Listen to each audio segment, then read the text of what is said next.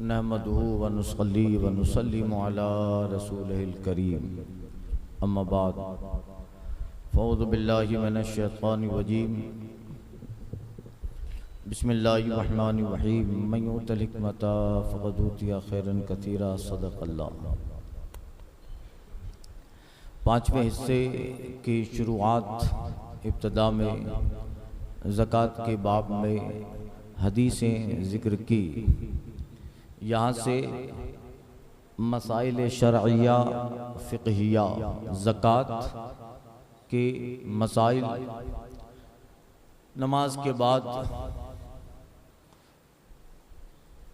माली इबादत में एक बड़ा फ़र्ज़ ज़कात है।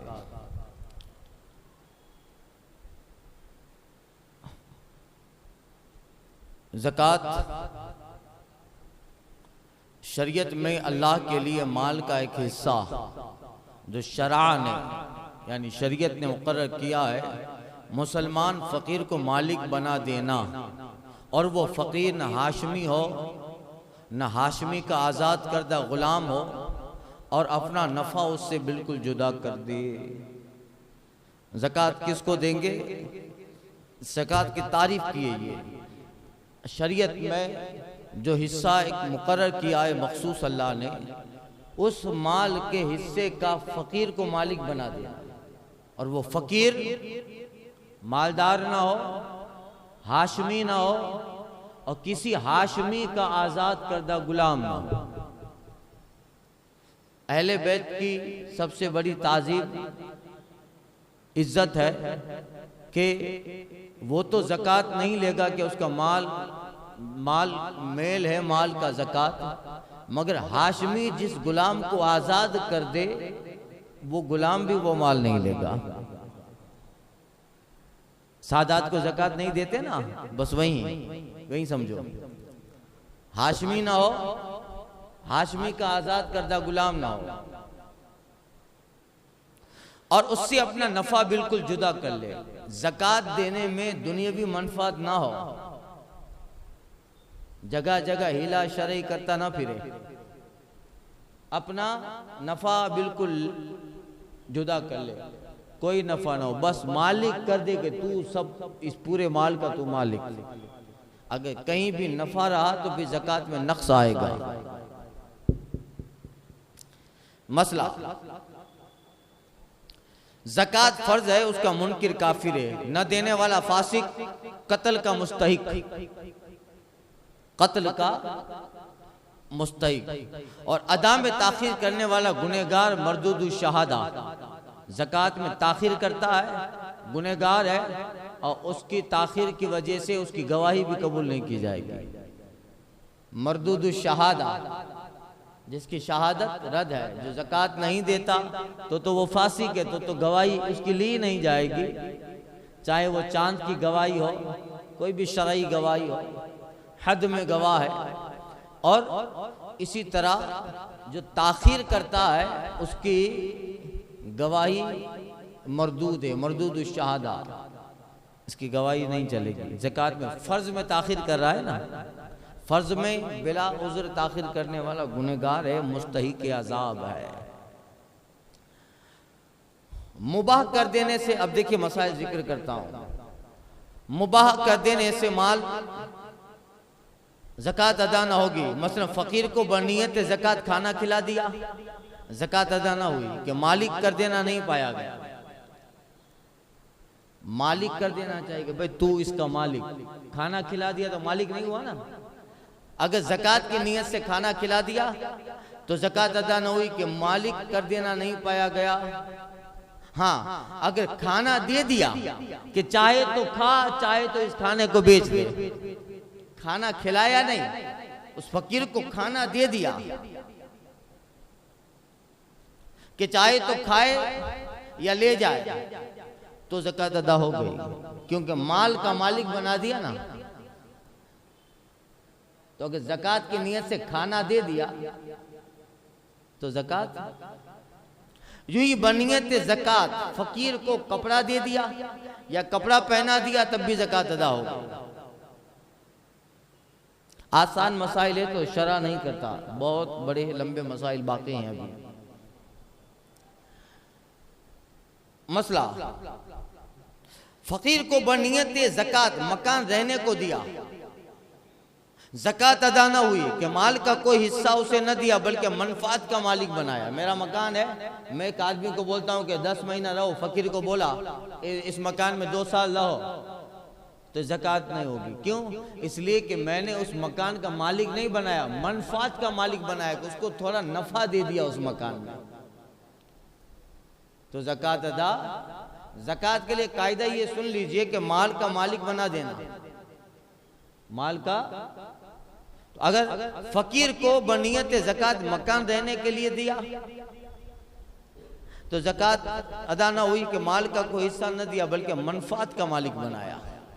थोड़ी देर नफा दे दिया ना उसे कि भाई तू बाद में तो मैं ले लूंगा मकान है, तो मालिक नहीं पाए, मिल्कियत नहीं पाएगी, ज़कात नहीं अदा होगी। मसला, मालिक कर देने में ये जरूरी है, मालिक कर देने में ये जरूरी है कि ऐसे को दे जो कब्जा करना जानता हो, जो फकीर हो वो माल पे कब्जा करना जानता हो।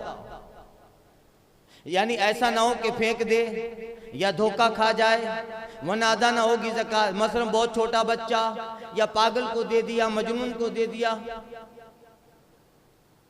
उस पे कब्जा नहीं पाया गया ना, बेचारा वो क्या कब्जा करेगा? पागल बच्चा क्या माल पे कब्जा करेगा? उसके मालूम ही नहीं कि कब्जा कैसे होता है, फेंक देगा। और अगर बच्चे को इतनी अकल ना हो तो उसकी तरफ से उसका बाप जो फकीर हो या वसी हो या जिसकी निगरानी में ये बच्चा है वो कब्जा कर ले तो ज़कात अदा हो गई, तो ज़कात अदा हो गई। मगर ज़कात के लिए मालिक कर देना जरूरी है, और मालिक ऐसे को बनाए जो कब्जा करना जानता हो, जिसको पता ही नहीं है कि ये ज़कात दे रहा है, इस पे कब्जा कर लूँ, ये मैं इसका मालिक बन गया, फेंक दिया पैसे, पागल है, बिल्कुल छोटा बच्चा है, तो नहीं होगी ज़कात। मसला, ज़कात वाजिब होने के लिए चंद शर्तें हैं, ये अहम है। अगर ये सारी शर्तें बंदा, अगर आपको इसका इल्म आ गया हमको, तो कोई भी मसला अगर ज़कात का आएगा तो इस मसाइल की रोशनी में आप वो मसला हम लोग हल कर लेंगे। ज़कात के लिए चंद शर्तें हैं। पहली शर्त, मुसलमान होना।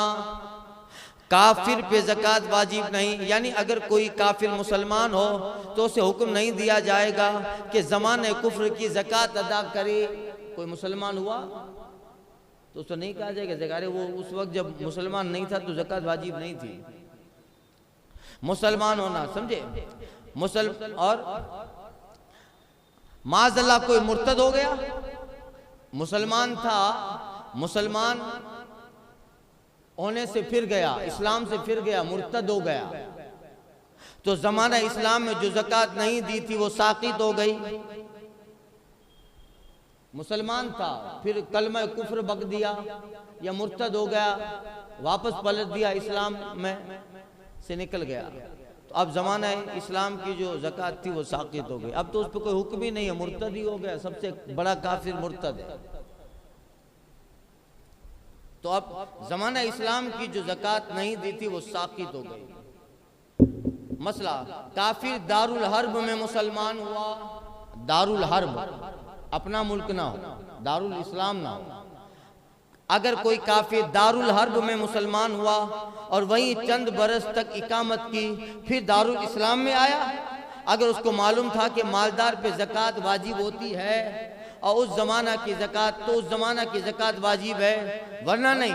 अगर दारुल इस्लाम में मुसलमान हुआ, इस्लामी शासन है, उसी में मुसलमान हो गया काफिर और चंद साल की ज़कात नहीं दी, तो उनकी ज़कात वाजिब है। अगरचे कहता हो कि मुझे फ़र्जियत ज़कात का इल्म नहीं था, कि दारुल इस्लाम में जहल उज़्र नहीं है, मुसलमानों के मुल्क में रहता है और इतना पता नहीं कि ज़कात देना वाजिब है।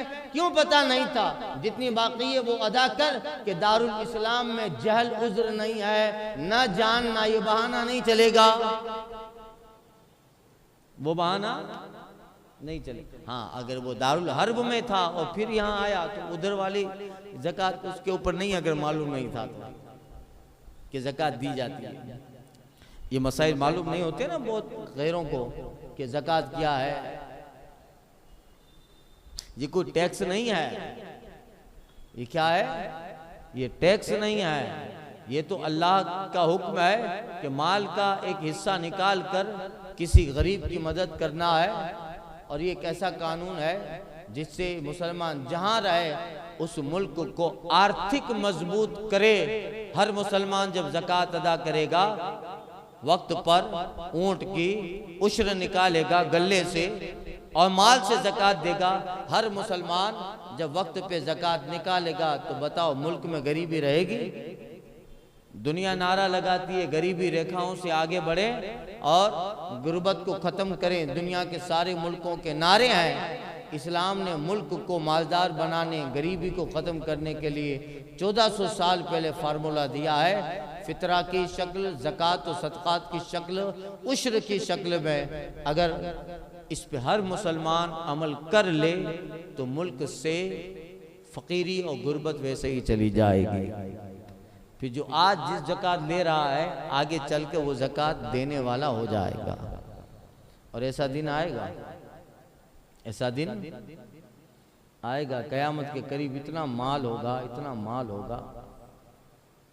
नुज़ूल ईसा के बाद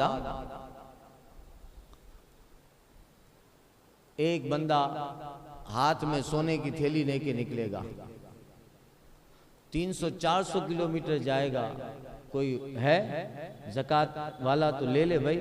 तो जिससे मिलेगा वो कहेगा मेरे पास भी बहुत पड़ा हुआ है। कोई फ़कीर मिले तो बोल मैं भी दे दूं। वापस आएगा, पलटेगा, एक कौम के कूड़ा करकट के पास आएगा जहाँ कचरा फेंकती है कौम, उधर आके वो थैली पैसों की, वो सोने की थैली फेंक देगा। इसको घर में तो रख नहीं सकता, माल का मेल कुचेले, मौला किसी को भेज दे, फकीर इधर आए और ये माल ले जाए। तो आज तो गनीमत है ना, ज़कात ले रहे हैं, आज गनीमत है कि ले रहे हैं ज़कात। एक दौर आएगा देना चाहोगे मगर बंदा लेने वाला नहीं होगा। मसला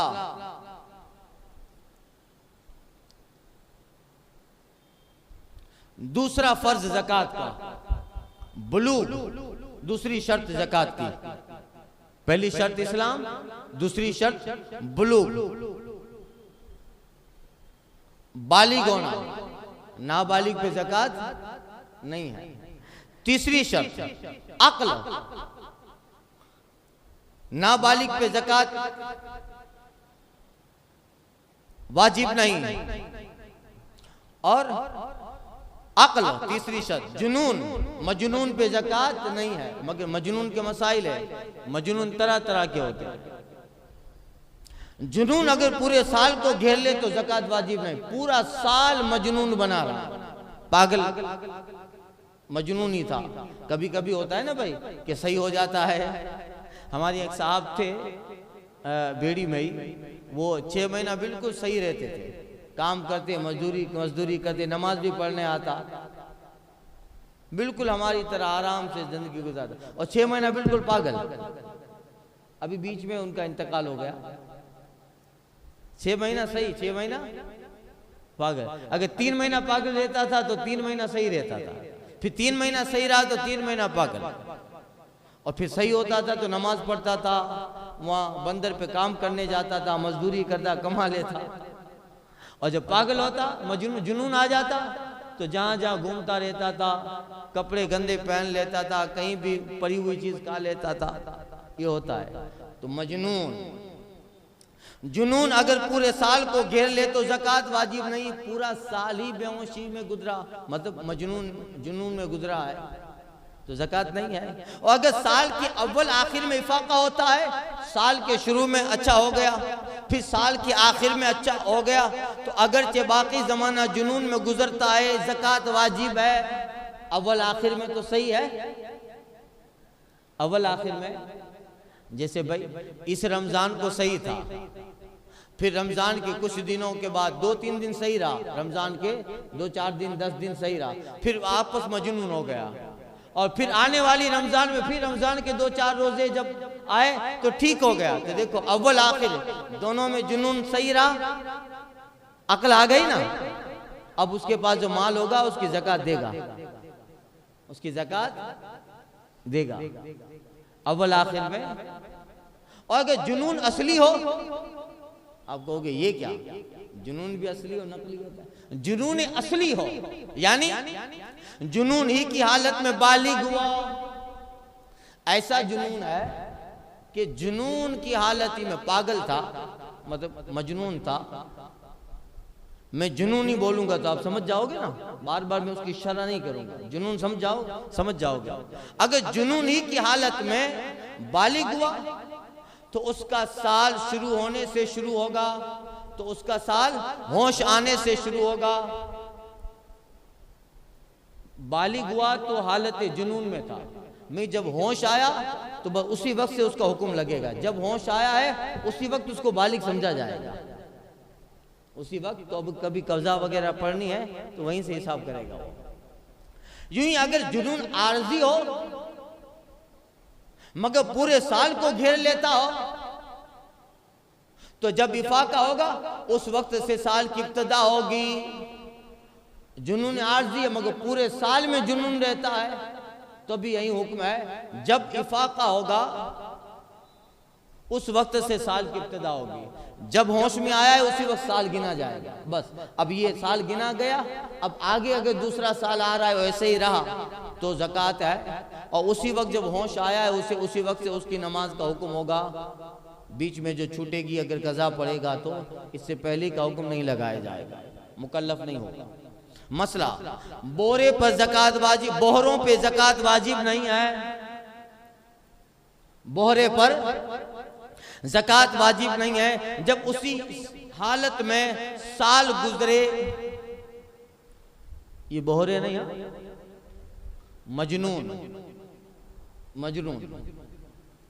उसी हालत में, जुनून की हालत में साल गुजरे। बोहरे से मुराद मजनून। आला हज़रत ने कहा है ना, आकिलों उनकी नजर सीधी रहे, बोरों का भी काम हो ही जाएगा, बोरों का भी।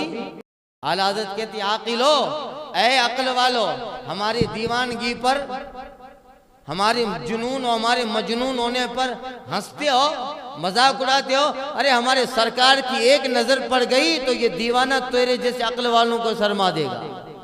आकिलों उनकी नजर सीधी रहे, बोरों का भी काम हो ही जाएगा। अगर यही रहमत की रही तावीलें, किस्मत खुद्दाम खुल्द हो ही जाएगा। साइलो दामन सखी का थाम लो, कुछ न कुछ इनाम हो ही जाएगा। जान दे दो वादाए दीदार पर, नकद अपना दाम हो ही जाएगा। गम तो उनको लेके लिपटाए यूं, जैसे अपना काम हो ही जाएगा। ए रज़ा हर काम का एक वक्त है, दिल को भी आराम हो ही जाएगा। अब आला हज़रत का जिक्र आता है तो रह नहीं पाता, अशार आ ही जाते हैं। हमारी तकरीर हो चाहे बयान हो कुछ भी हो, आला हज़रत का जिक्र ही जो होता है वो बयान को खूबसूरत बना देता है। उनका कलाम जो होता है वो आला हज़रत खुद इमामुल कलाम है। और आला हज़रत का जो कलाम है वो जो कलामुल इमाम है। अब बोहरे पर ज़कात वाजिब नहीं जब उसी हालत में साल गुजरे, और अगर कभी उसे इफाका भी होता है तो वाजिब है। और जिस पे गशी तारी हो गई उस पे ज़कात वाजिब है, अगरचे गशी का साल भर तक हो, गशी कामिल साल हो। गशी जो है वो जुनून में नहीं आएगी। गशी तारी होती है मालूम है ना, बेहोश हो गया तो कोई रग दब जाती है या बेहोश, मतलब पागलपन वगैरह नहीं, गशी बेहोश हो गया तो अगर जे कामिल साल भर हो उस पे ज़कात वाजिब है। क्यों? इसलिए कि वो ऐसा ही है जैसे सोया है, वो ऐसा ही है जैसे सोया है। वो मजनून नहीं है, वो मुसलमान भी है, वो आकिल भी है, वो बालिग भी है, सारी शर्तें हैं, बस गशी आ गई है।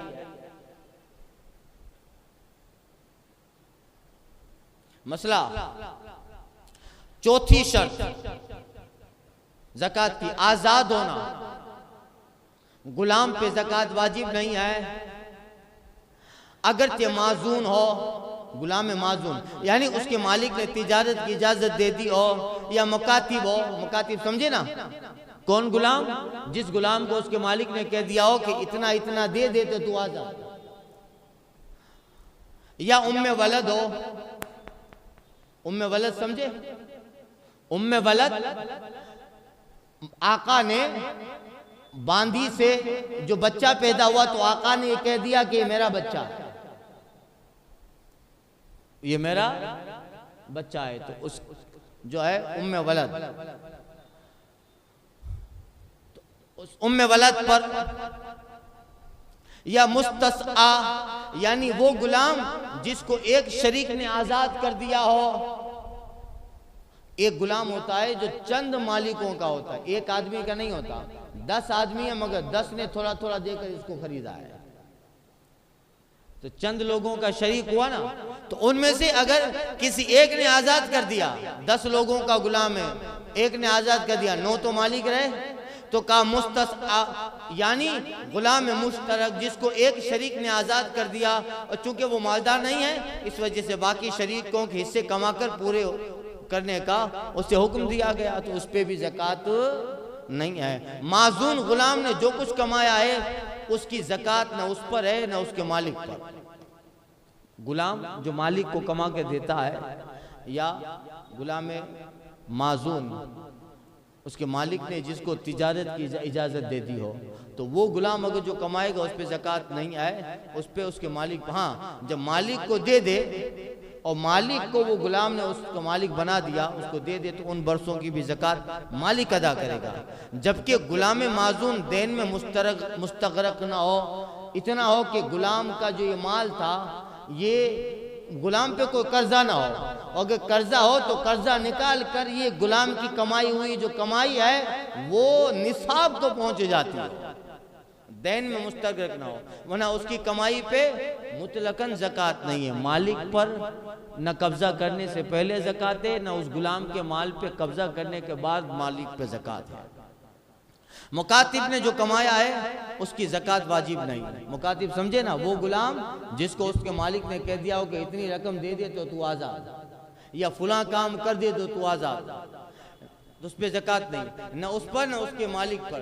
जब मालिक को दे दे और साल गुजर जाए, अब शराइते ज़कात मालिक पर वाजिब होगी, अगर गुज़िश्ता बरसों की वाजिब नहीं है इस वक्त भी।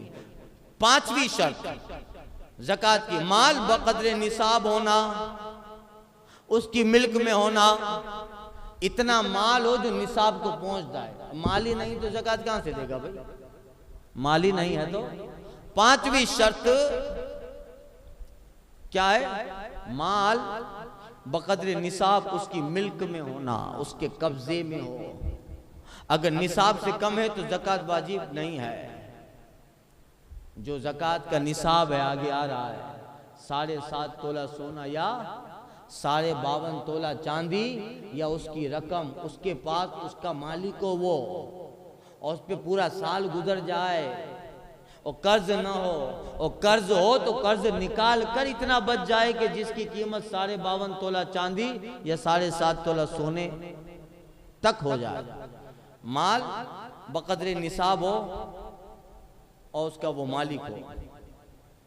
6ठी शर्त, पूरे तौर पे उसका मालिक हो, यानी उस पे काबिज भी हो, माल पे कब्जा भी हो।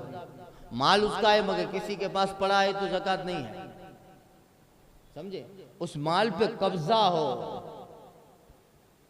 जैसे कब्जा नहीं है तो इसकी क्या सूरत, जैसे एफडी करवाते हैं, माल उसका है, एफडी में रखा है ना, फिक्स डिपॉजिट में रखा है माल, माल उसका है मगर माल पे कब्जा नहीं है इसका। या कोई चीज गिरवी रख दी है, आगे जो सूरत है उसकी आ रही है मसाइल। माल पे पूरे तौर पे मालिक को उस पे कब्जा हो। अब कब्जा हो ना हो उसके लिए चंद मसाइल अर्ज कर रहा हूं। जो माल गुम हो गया, पैसा गुम हो गया, दरिया में गिर गया, किसी ने छीन लिया, गजब कर लिया, और उसके पास गासिब के गजब के गवाह ना हो, इसके पास गवाह भी नहीं है जो कहे कि हाँ फलां ने मेरा माल छीना है, या जंगल में माल दफन कर दिया था, अब याद नहीं कि कहाँ दफन किया, या अनजान के पास अमानत रखी थी और याद नहीं कि वो कौन है जिसके पास माल अमानत में रखा था। इतना पता है कि माल मैंने फलां आदमी के पास रखा था, मगर फलां कौन है। या मदयून ने देन से इनकार कर दिया, इसने फलां साहब को कर्ज दिया था, जैसे मैंने आपको कर्ज दिया था, आपने इनकार कर दिया, नहीं बापू आपने दिया ही नहीं है, समझे, और उसके पास गवाह भी नहीं है, मेरे पास गवाह भी ना हो कि मैं बताऊं कि हाँ दिया था, 2 गवाह थे। तो अब देखो माल इसका है मगर कब्जा नहीं है, माल इसका है मगर कब्जा नहीं है, तो अब ज़कात नहीं है, अब ज़कात नहीं। हाँ अगर ये अमवाल मिल गए तो जब तक न मिले थे उस जमाने की ज़कात वाजिब नहीं है, जब मिल गए तो अब ज़कात वाजिब है। समझ गए मसला, कॉमन है। और आगे इसके बहुत सारे मसाइल आइंदा के दर्स में अर्ज़ करता हूँ। अल फातिहा।